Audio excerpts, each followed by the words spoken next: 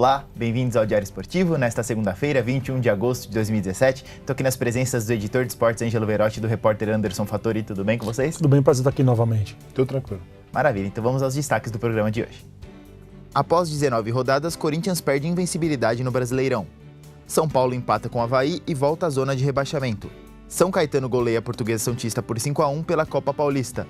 Sport Clube São Bernardo e Mauaense avançam à terceira fase na segundona estadual. Bom, então vamos começar o programa de hoje falando a respeito da primeira derrota do Corinthians no Campeonato Brasileiro, 1-0 para o Vitória na Arena no sábado. Angelão, Corinthians uma hora ia perder, né? Como que você viu essa primeira derrota do Timão? Eu acho que vem boa hora para o Corinthians, está tranquilo na liderança do Campeonato Brasileiro.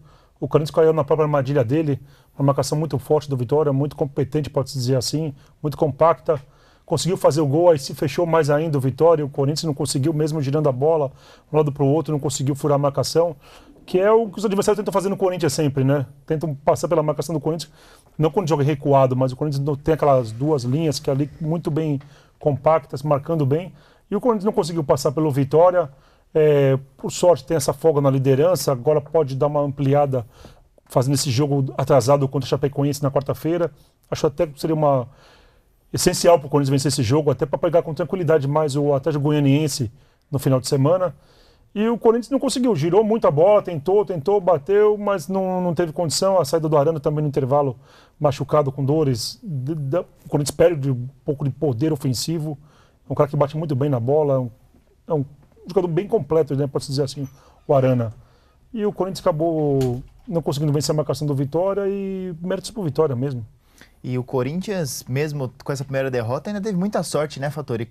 Justamente na rodada que o Corinthians perde, o Palmeiras perde, o Santos empata, o Grêmio empata, enfim, os rivais da parte de cima também não fizeram a parte deles, né? Na verdade o Corinthians estava fazendo o campeonato à parte, né? O Corinthians estava conseguindo manter uma regularidade muito grande e não perdia pontos, né? Enquanto os demais estão no campeonato, digamos assim, normal, né?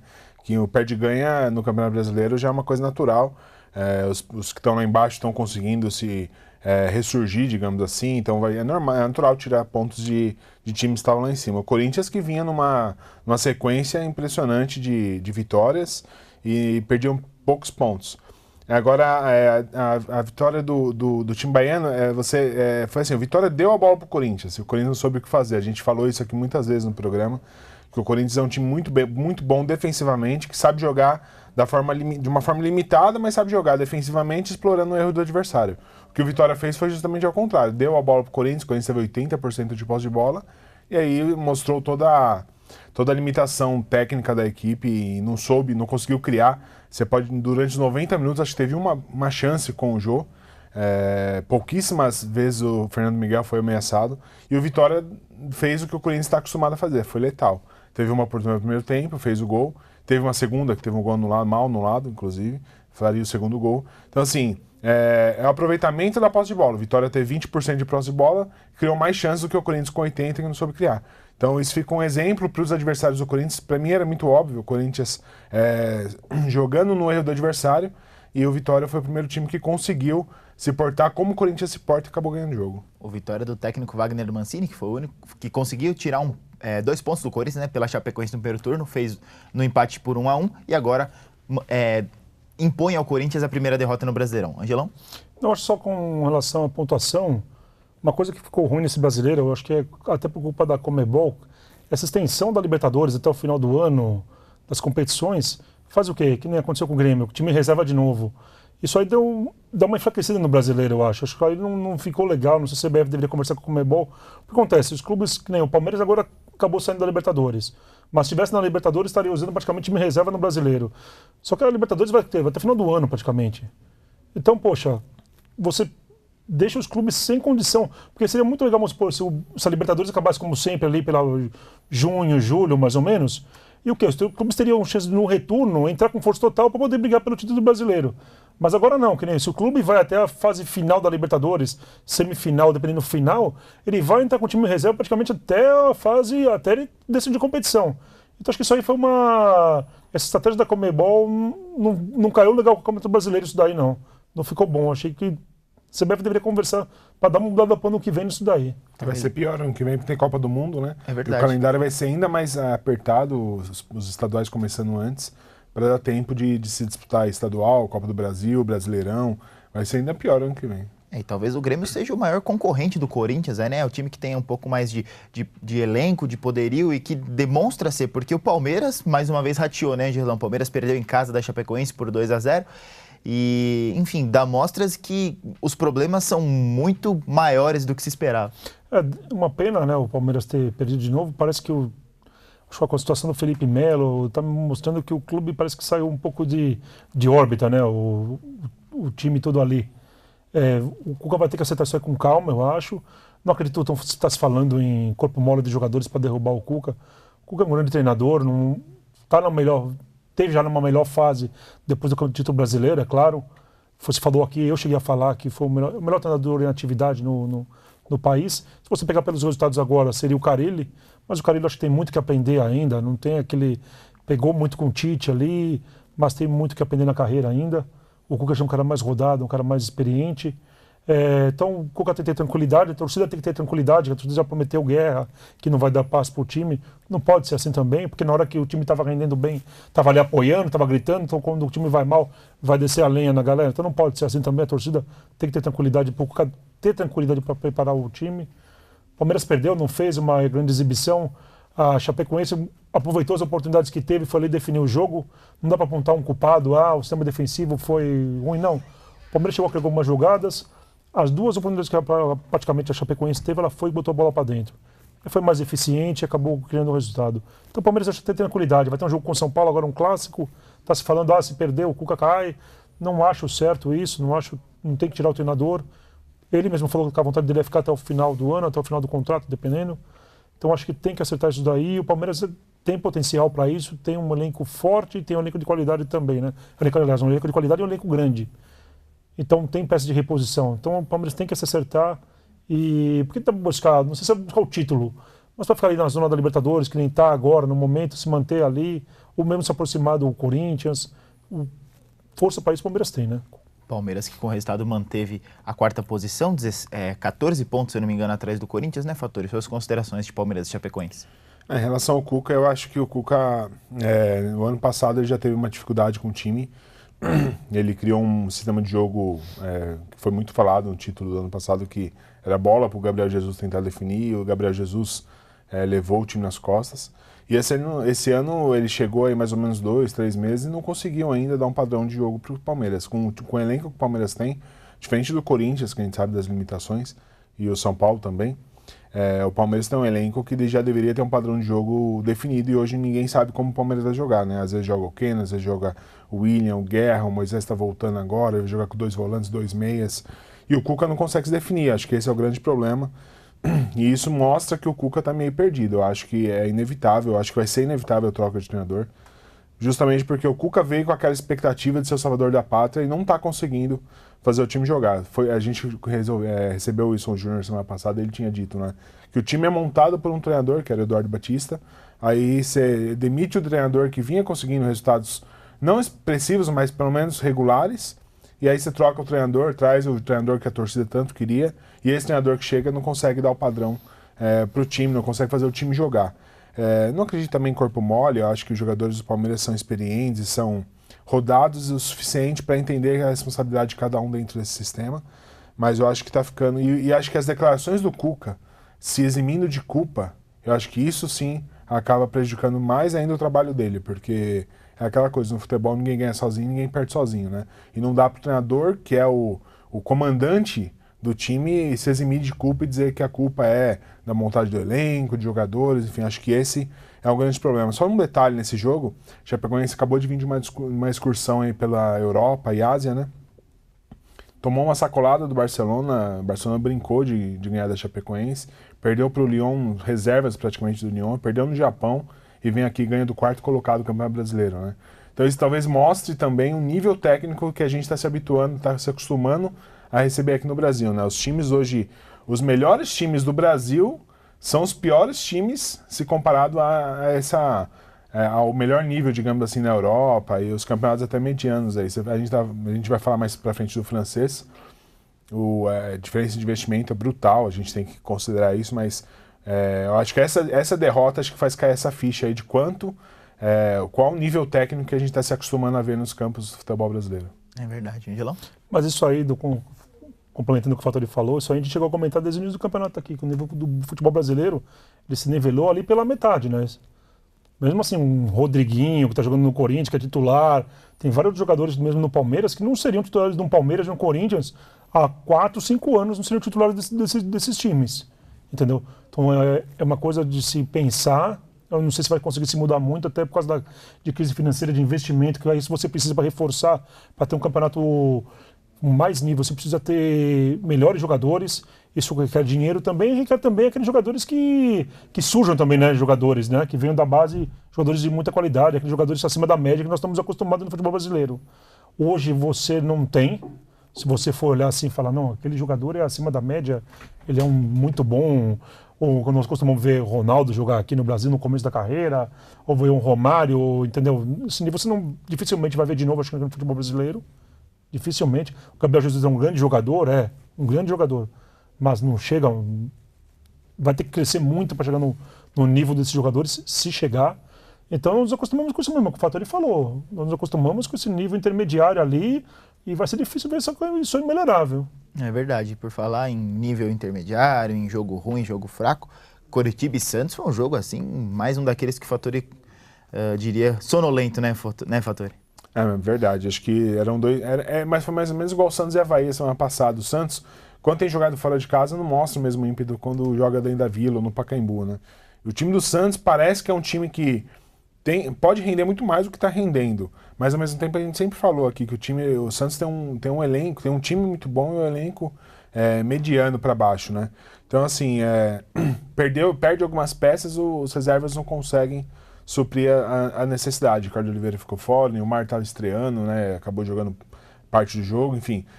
Eu acho que o Santos era um rival que podia estar, eu acho que podia estar um pouco acima da tabela se levasse com, não é seriedade, mas talvez assim, esquecesse esse fator que está fora de casa, que o Santos perdeu ponto para o Avaí, perdeu ponto para o Curitiba, que para quem está em cima da tabela faz muita falta, né? Então acho que depender só dos pontos aqui de São Paulo para ser campeão é muito pouco. Então o Santos talvez esteja ali também assumindo que está fora da briga pelo título e quer se manter na briga pela Libertadores, aí tudo bem, aí vai ficar ali brigando mesmo para pontuar um pontinho fora. Agora, se quer alguma coisa maior no campeonato, tem que fazer pontos, principalmente contra adversários fracos tecnicamente. Você vai pegar um Flamengo no Rio, é uma coisa, vai pegar o Curitiba na draga que o Curitiba está nas últimas rodadas, aí eu acho que o Santos teria a obrigação de vencer o jogo. Às vezes o jogo do Santos encaixa até melhor contra times que realmente propõem o ataque, né? Contra o Flamengo, né? Nos jogos tanto pela Copa do Brasil quanto pelo Campeonato Brasileiro, o Santos fez grandes jogos, né? Inclusive ganhou, mas já tem mais dificuldade realmente contra os times da parte de baixo da tabela. O que você pode comentar desse Coritiba 0, Santos 0? Eu acho que o Santos ele tem dificuldade, mas também o campo não ajudou, né? O tempo frio, chuva, o campo pesado. O ruim do Santos é que ele perdeu a oportunidade de já ter ultrapassado o Grêmio, né? Pelo menos umas 2 ou 3 vezes já teve a chance de ultrapassar o Grêmio, de encostar no Grêmio e passar o Grêmio e assumir a vice-liderança do campeonato. Está desperdiçando essas chances. Eu acho que dificilmente vai sair daquela zona de Libertadores, o Santos corre risco, mas acho que dificilmente. É o que o Fattori falou, o elenco do Santos é aquele elenco mediano, vai um pouquinho para bom. O Lucas Lima, ele aparece bem em alguns jogos, outros ele desaparece, né? Aquele jogador que não dá para você contar sempre, e ele faz muita falta. Aí chegou o senhor Ricardo Oliveira também, que é um cara que é referência também no ataque, né? Veio de uma fase que não veio muito boa, mas é um cara que é um oportunista, na primeira oportunidade que tem condição de, normalmente ele coloca para dentro. Então faz falta também. O Neymar que estreou, apesar do Oliveira ter falado na sexta-feira, garantido que ele não jogaria, acabou estreando. Acho que não vai, pode ser que queime a língua, mas acho que não vai resolver muita coisa para o Santos também não. O Neymar, quer não, tudo fase mais avançada da carreira, tudo. Estava desaparecido do futebol brasileiro, mas pode ser que ressurja, mas não sei. Vamos ver o que vai acontecer. Eu acho que o Santos está perdendo a oportunidade de ultrapassar o Grêmio, por estar na vice-liderança do campeonato, até buscando encostar um pouco mais no Corinthians ali. E o Grêmio sempre indo com o time reserva, e o Santos não, né? Mas vamos ver o que vai acontecer agora. É verdade. E quem acabou trazendo um resultado não tão bom assim num confronto direto lá em Florianópolis foi o São Paulo. Ficou no 1-1 com o Avaí, né? O Avaí saiu na frente com o Júnior Dutra, jogador revelado aqui no Santo André. O São Paulo buscou empate com o Hernanes, outro jogador que passou por aqui, né? Justamente emprestado pelo Tricolor no Ramalhão. E com o resultado, Angelão, caiu para a zona de rebaixamento novamente? Olha, o São Paulo, eu acreditei que com o Dorival Júnior o time fosse dar uma reagida, né? Mudou o treinador, então muda um pouco da filosofia. Mas o São Paulo, eu estava assistindo o jogo ontem, o jogo do São Paulo é um jogo sofrível, né? Um jogo sofrível, o São Paulo escapou da derrota graças àquele pênalti que, claro, bateu na mão do cara, mas totalmente involuntário. Eu não concordo com essas marcações que estão acontecendo de, não, desviou a trajetória, vai ser pênalti. Eu não concordo. Dá pra ver o cara cabecear, não tem intenção de desviar a bola. E o Júnior Dutra antes já tinha perdido um gol também, né, uma saída errada do Sidão.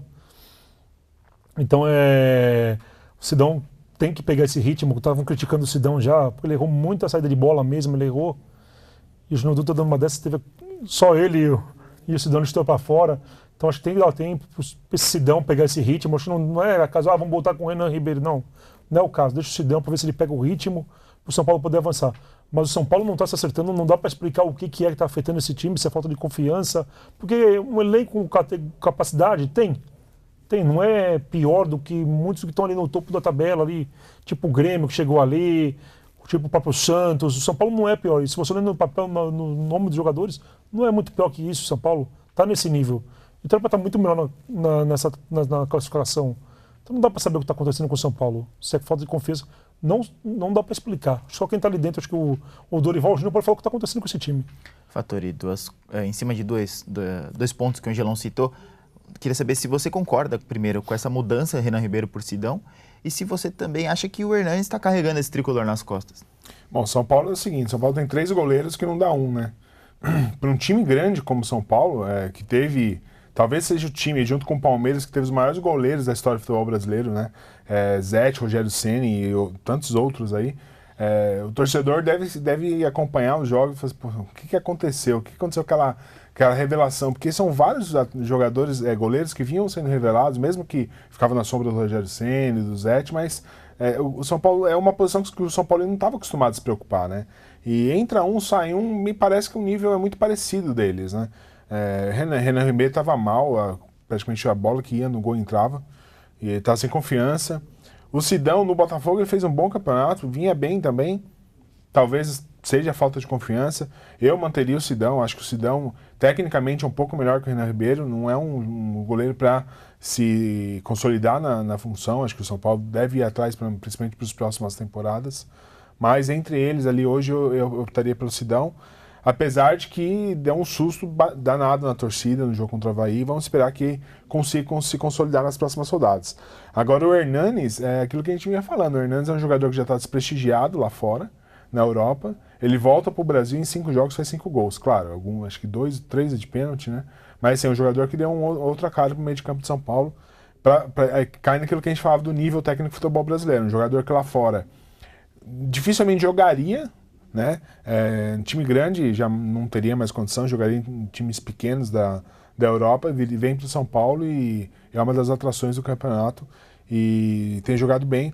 Agora sim, eu acho que o grande problema do São Paulo se resume no planejamento da diretoria, né? O São Paulo teve que remontar o time durante o campeonato, isso daí a gente sabe que talvez seja o erro mais crasso que existe no futebol, você consertar o carro com a roda andando, consertar a roda com o carro andando. São Paulo vendeu, se desfez aí de 5, 6, 7 jogadores e não adianta você trazer um por outro, porque até o cara entender a filosofia do treinador, se entrosar, isso leva tempo e acho que é isso que está acontecendo com o São Paulo. Tem grandes jogadores, trouxe jogadores para as mesmas posições, não trouxe um lateral direito até hoje. A gente sabe que o Buffarini e Bruno não dá para contar com nenhum dos dois. Reforçou o meio de campo com um monte de jogador. Aí, agora você tem Jusilei, Petros e Hernandes que jogam ali praticamente na mesma faixa de campo e você não tem um lateral direito. Você tem o Marcos Guilherme que joga pela ponta, só que você só tem o Cueva de armador. Cueva sai quem entra. Tem aquele Jonathan Gomes, mas até agora não mostrou para que veio. Então assim, o São Paulo se desfez de muitos jogadores, trouxe outros e deixou um elenco meio desequilibrado. E para o Dorival resolver a situação, não tem goleiro, não tem lateral direito. Os zagueiros tem 2. Mas o Rodrigo Caio vai para a seleção brasileira agora, vai jogar quem? Né, vai jogar, tem o Arboleda que também vai sair, o São Paulo vai ficar seus 2 zagueiros por conta das seleções, vai jogar quem na zaga? Então assim, o São Paulo hoje é um time desequilibrado e eu acho que o erro de planejamento da diretoria comprometeu a temporada. Resta saber, eu acredito que o São Paulo se salva, até pelo elenco que tem, comparado aos times que estão lá embaixo, Vitória, Avaí, Atlético Goianiense, que para mim já foi, e eu acho que o São Paulo acaba se salvando. Só que eu acho que a culpa principal de tudo isso foi o planejamento equivocado da diretoria. É isso aí. Bom, mudando um pouco o assunto, saindo um pouco do Brasil, partindo lá para a Europa, eu acho que não tem como a gente não citar o grande jogo que o Neymar fez, né? O PSG fez 6-2 em cima do Toulouse, né? Estreia do Neymar no Parque dos Príncipes, lá em Paris, com 2 gols, 2 assistências, sofreu pênalti. Claro que o futebol francês não é aquela maravilha, não tem tanta qualidade, é um futebol de muita força, né? Recheado de jogadores africanos, com realmente muita força e talvez não tanta técnica assim. Mas Neymar, acho que está no caminho para... Se realmente ele quer, o intuito dele é ser o melhor do mundo, você acha que ele está no caminho certo, Angelão? Eu acho que ele foi de caso pensado mesmo para virar o melhor do mundo, né? Porque dá para ver que ele ganha de atração dos jogos do PSG. Tá todo mundo de olho nele, é uma jogada de efeito que ele faz, e aquela grito na arquibancada. E a visibilidade para o campeonato francês que precisava também, comparado aos outros campeonatos da Europa, né? Que não tinha tanta, agora já tem. Então acho que para ser o melhor do mundo, a estratégia dele foi sensacional. Porque ele deve marcar gol em todos os jogos, ontem ele fez 2, ele vai marcar gol em todos os jogos, deve arrebentar na artilharia, e se ele não for o melhor do mundo desse jeito, ele não vai ser mais, dificilmente vai conseguir, entendeu? Então acho que o Neymar fez o certo, fez uma partida maravilhosa, é o que a gente fala, não tem um nível... É claro, você tem as principais potências no espanhol, quando ele tinha o Barcelona, que se enfrentava, o francês já não tem, mas não é aquela coisa toda, e o Neymar está dando espetáculo, né? Vamos ver como é que vai ser. Eu acho que ele vai arrebentar a temporada inteira. 2 jogos, 3 gols, 3 assistências, pênalti sofrido, direito a lambretes e tudo mais. O que você acha do Neymar? Fattori, realmente fez a escolha certa ou pegou um campeonato talvez não tão forte para realmente ser a estrela do campeonato francês? É isso, ele foi para ser protagonista do campeonato do PSG. É o protagonista de um grande time europeu, a gente tem que ressaltar aqui, apesar de o campeonato não ser tão bom, o PSG é um grande time, tem bons jogadores, tem grandes jogadores. E no final de tudo a gente vai chegar à conclusão que o Neymar vai fazer 50 jogos na temporada, 62 gols. Então assim, mais de um gol por jogo. Então como não vai ser o melhor jogador do mundo, tem mais de um gol por jogo. Então talvez seja essa a ideia, só que assim, o Neymar vai ter que carregar esse time na Liga dos Campeões. Eu acho que vai ser decisivo nessa situação nesse sonho dele de ser o melhor jogador do mundo, ele conseguir levar o PSG para uma final, ser campeão de uma Liga dos Campeões, que é o grande sonho do clube, da presidência, de todos lá na França. Eu acho que com o Neymar o PSG, por mais que tenha um rótulo aí de time perdedor, time que não chega, que não tem aquela chegada como tem outros, né? Eu acho que o PSG mudou um status. Acho que o PSG da temporada passada, que quase tirou o Barcelona para esse ano, me parece que é um time... O Neymar deu essa característica para um time mais vencedor, um time mais aguerrido, um time mais pronto, digamos assim. Então vamos esperar. O desenrolar da temporada do Campeonato Francês vai ser isso daí, um gol por jogo no mínimo do Neymar, que ele tem muita qualidade e o campeonato não. Então assim, encaixa as coisas. Então agora vamos esperar para ver quando ele começar a jogar aí contra times espanhóis, times italianos, principalmente contra os italianos que têm defesa muito boas. Então vamos ver como ele vai conseguir se portar e como o PSG tomar 2 gols do Toulouse talvez seja o que o técnico está se preocupando nesse momento. Não dá para se tomar 2 gols no time fraco. Então o campeonato francês vai servir para que o PSG consiga se adequar ali, se preparar para a Liga dos Campeões, que é o grande campeonato da temporada. Gelão? E só completando que, além dos 2 gols, ele teve participação nos outros 4 gols, né? Ele teve uma tarde maravilhosa, né? Uma noite maravilhosa lá.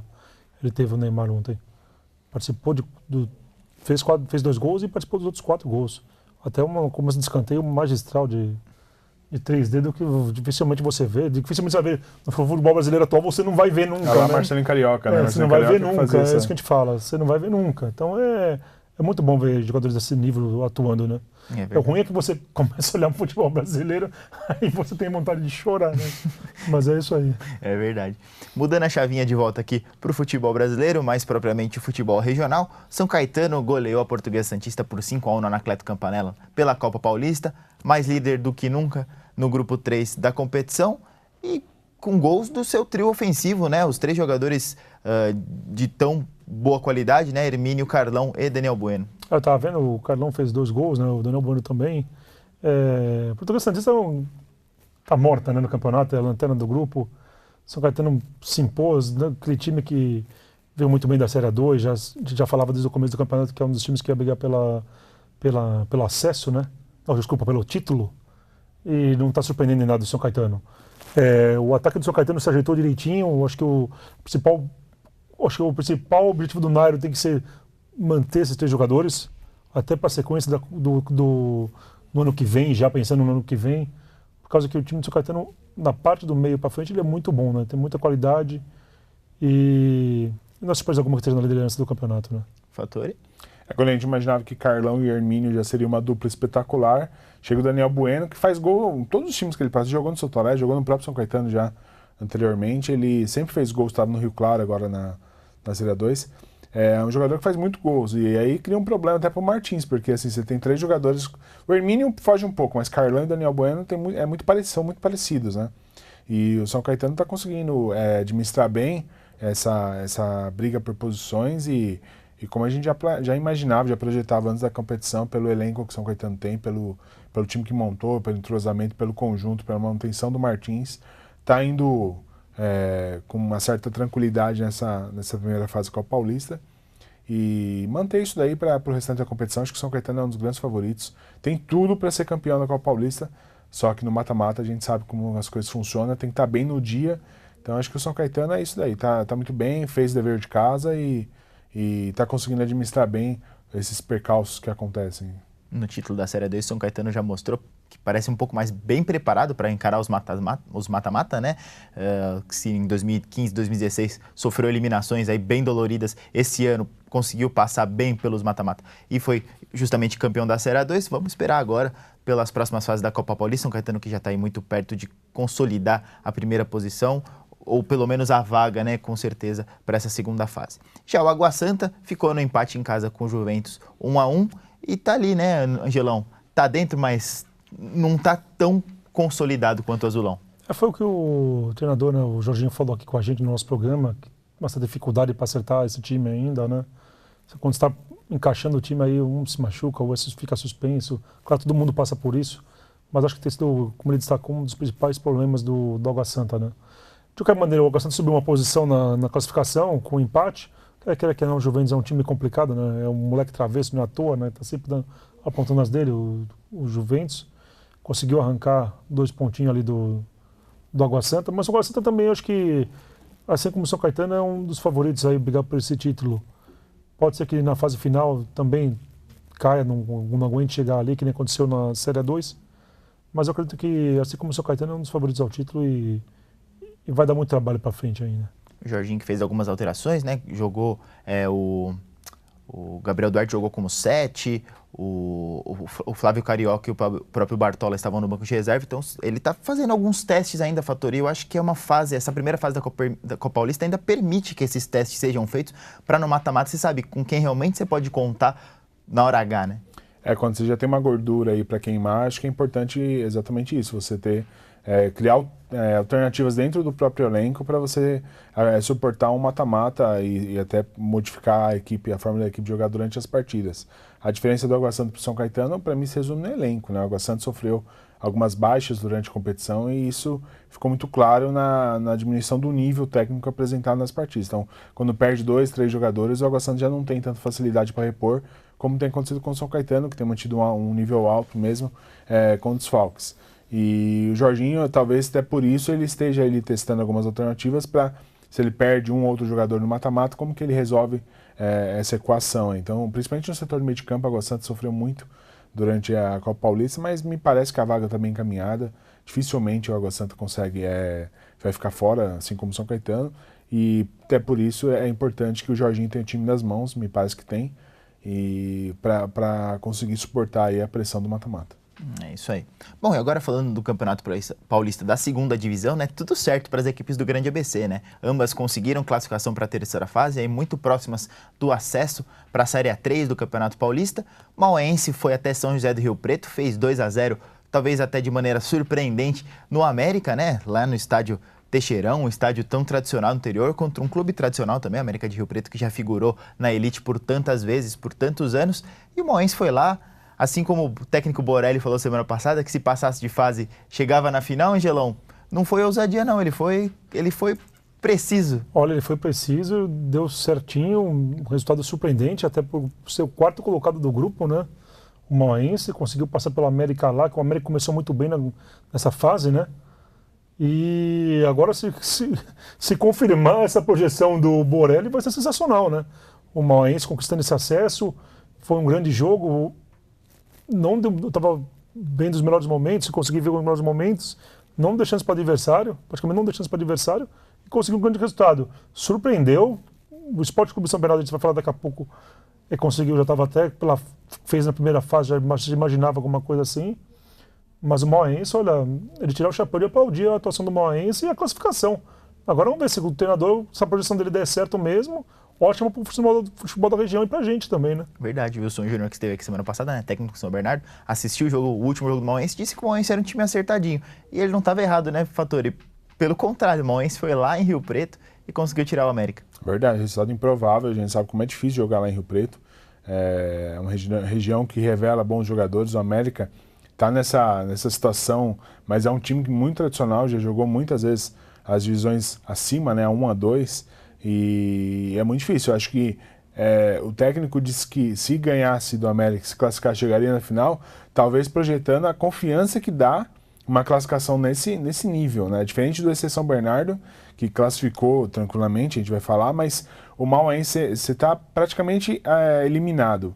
Você consegue vencer um adversário forte, fora da tua casa, e se classificar, eu imagino o que os jogadores saíram de lá de Rio Preto e voltaram para o ABC com aquela satisfação e sabendo, pô, a gente pode chegar.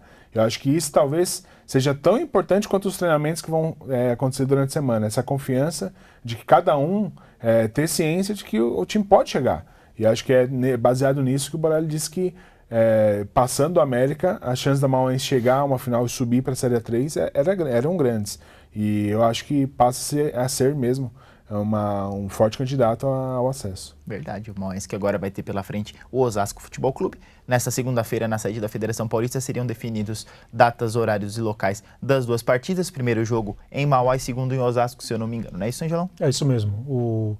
Esse São Bernardo, pela campanha que fez, vai decidir em casa e o Mauense fora. Mas depois que o Mauense apontou nessa última rodada, acho que, sendo em Osasco, Botucatu, onde for, o Mauense vai com toda aquela moral para conseguir fazer o resultado e conseguir a classificação, né? Verdade. E falando do Sport Clube São Bernardo, né, o Cachorrão fez 4-1 na Francana, depois de uma semana aí bem agitada, né, de espionagem no treino, de o São Bernardo, da Francana acusar o São Bernardo de não emprestar o Baetão para um treino de reconhecimento. O Cachorrão foi lá, fez 4-1, mandou a bruxa de volta para casa. Angelão, tá classificado e muito bem classificado.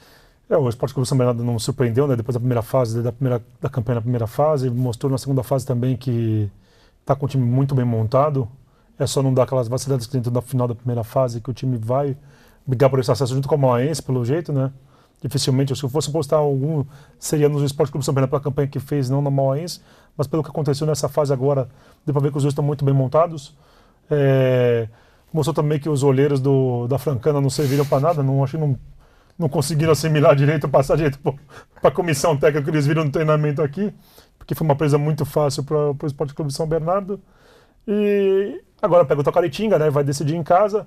Agora aquele negócio, o importante é conseguir fazer um bom jogo lá para conseguir pelo menos sair com um empatezinho de lá. Tem que ser 0x0, 1x1 para decidir em casa, né?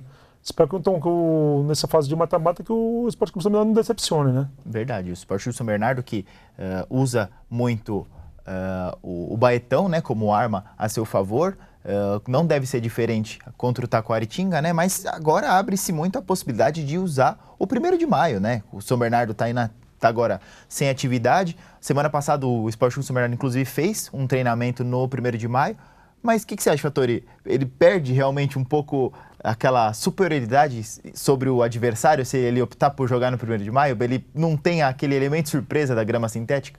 Os estádios são bem diferentes. O Baetão até não tem exatamente as dimensões, mas visualmente é um campo bem mais acanhado, bem menor.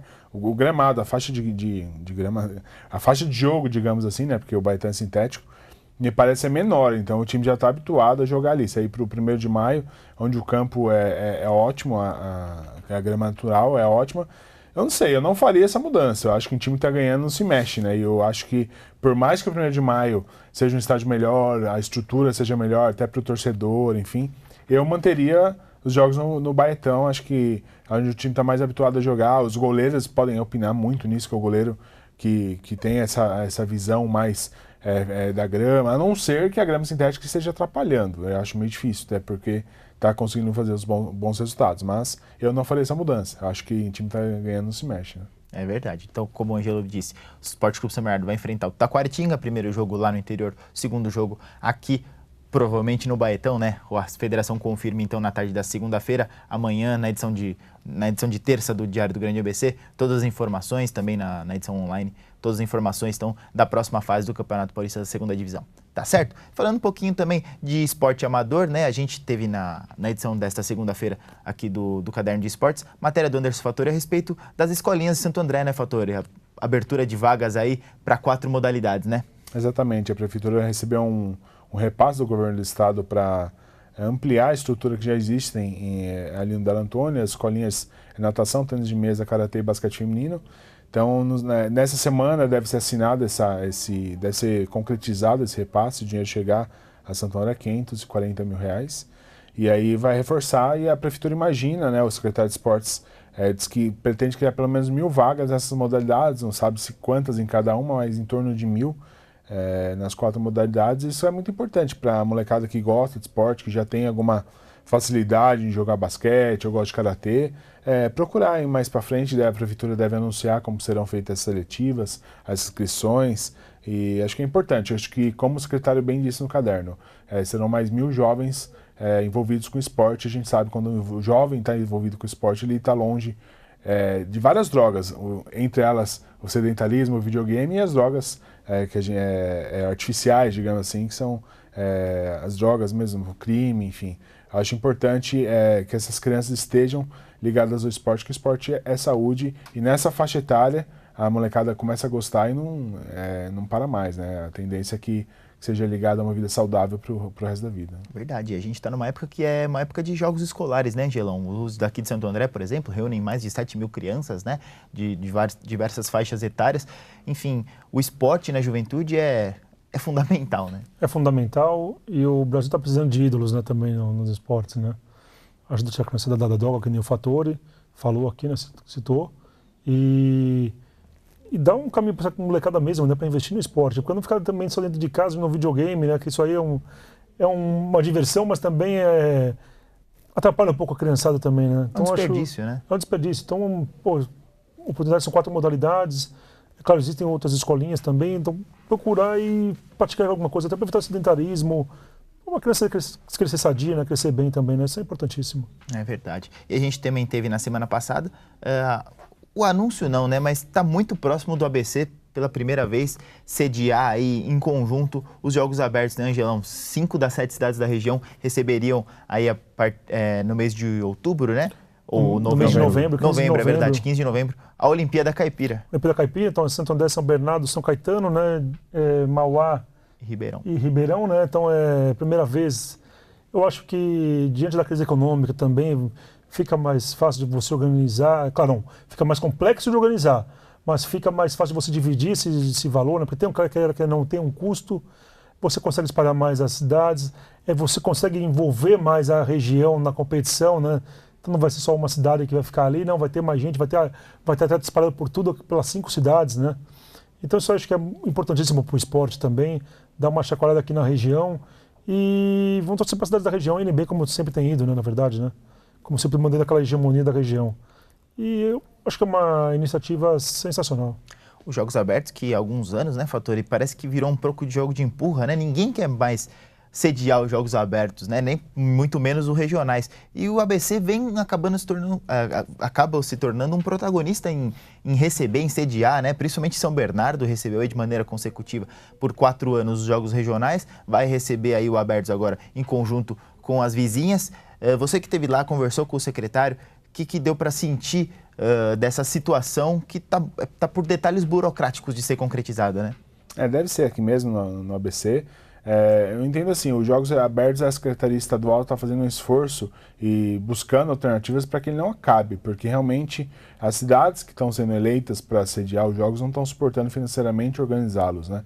Foi assim que Sorocaba, que deveria ser a sede desse ano, mas Ribeirão Preto já desistiu, Mogi já desistiu, várias cidades que já tinham sido eleitas e acabaram abrindo mão porque o custo envolve quase R$500 mil aí, de 400 a 500 mil, dependendo da cidade, depende do que precisa ser feito, se tem ginásio que precisa reformar, enfim. E o ABC, por ser um polo esportivo, o ABC tradicionalmente tem bons esportistas e boas arenas, né? Então a gente tem aqui praticamente tudo. Tem São Caetano, tem o ginásio, tem a parte de atletismo, Santo André tem um complexo esportivo da Antônia que pode brigar em tênis de mesa, natação. São Bernardo também nem se fale, que é a cidade que tem sido mais contemplada com investimento no esporte. Tem o centro de atletismo, tem o de ginásio, tem o de handebol, tem o ginásio poliesportivo que tem uma excelente estrutura, uma das melhores do país. Então assim, aqui está tudo pronto praticamente, né?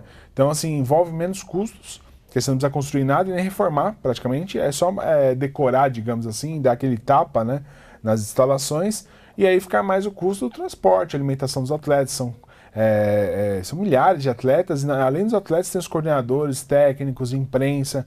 Então realmente é um esforço da Secretaria, é uma ideia, que eu imagino que isso se torne tradicional daqui para frente, que cidades vizinhas se juntem para não deixar morrer os Jogos Abertos, que é hiper tradicional, né, e revelou muitos atletas, importante para o Brasil, para São Paulo, e tomara que isso, se for dessa forma, que seja feito dessa forma a partir de agora, compartilhando sets. O próprio Jogos Olímpicos está nessa toada também, dividir sets, e acho que é uma tendência para redução de custos e também envolve a região, acho que é importante. É verdade, é verdade. Então vamos esperar aí a confirmação então desses jogos abertos partilhados pelo Grande ABC, que realmente se tornando uma tendência. Seria bacana ver aí Santos, Guarujá e São Vicente, por exemplo, sediando no litoral, ou lá na região no Alto Araraquarense, ou lá em São José do Rio Preto, na região com Mirassol, Votuporanga, ou ali na região de Campinas, com Sumaré. Enfim, dá para fazer, né? Eu acho que temos muitas cidades também com suporte, com estrutura para o esporte, e que seria muito bacana receber os Jogos Abertos, não deixá-lo morrer seria muito importante para o estado, para o país, enfim, porque é realmente, como ambos disseram, uma competição aí reveladora, uma competição que dá oportunidade para o atleta conseguir mostrar serviço em um nível muito bom, porque realmente a gente vê aí as cidades cada vez mais preparadas. Ângelo? Até porque também, sendo em novembro a competição, tem a questão da carga horária, né? E sendo numa cidade só, você tem que, quer que não, você tem que dar uma paralisada nas aulas para poder acomodar as delegações que vêm. Você espalhando assim, não. Você consegue, eu acho que, dar uma transferência de alguns alunos de uma escola para outra, alguns, para poder, vai colocar em São Caetano alguns atletas, coloca em São Bernardo os atletas, em Santo André outros atletas. Então você não precisa paralisar tudo isso daí, consegue acomodar com mais tranquilidade de todo o pessoal que vem para a competição e fica mais fácil, né? E eu acho que a tendência mesmo é isso, você regionaliza tudo, né? Claro, vai dividir gastos, mas vai facilitar numa outra parte também.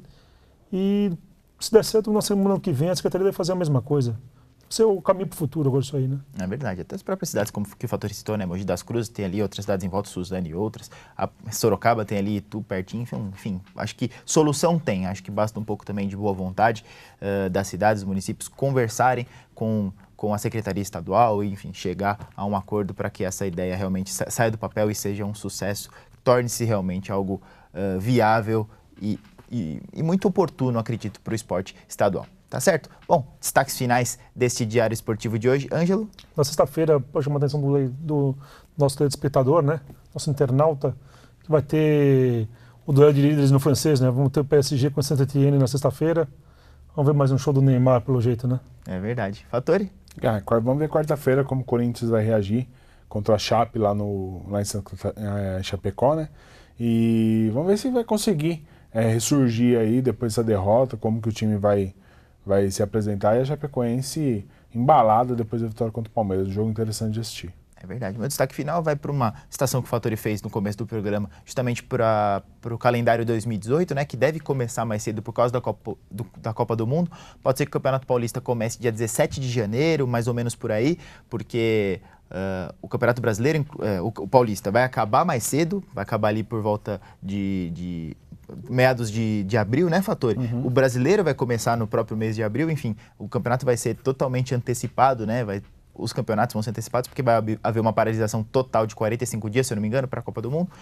Enfim, vai ser um 2018 para os times se planejarem de maneira diferente, né? A gente tem aí o Santo André na Elite, São Caetano na Elite, São Bernardo na 2, Água Santa na 2. Vamos ver os times da região também, como é que vão se comportar com esse calendário adaptado, o que muda para os times do ABC, né? Que vão ter que fazer um planejamento diferente, inclusive com relação às férias, né? Porque os jogadores têm aí obrigatoriamente que tirar 30 dias de férias. Vamos ver se eles transferem para esse período de Copa do Mundo, como é que vai se adaptar, como é que vai ser toda essa questão também, tá certo? Bom, então o Diário Esportivo fica por aqui. Continue interagindo conosco pelas redes sociais e também pela internet, pelo nosso e-mail, diarioesportivo@dgbc.com.br, no Instagram, @esportesdgbc. Semana que vem a gente está de volta. Continue também acompanhando a gente nas nossas edições impressa e online.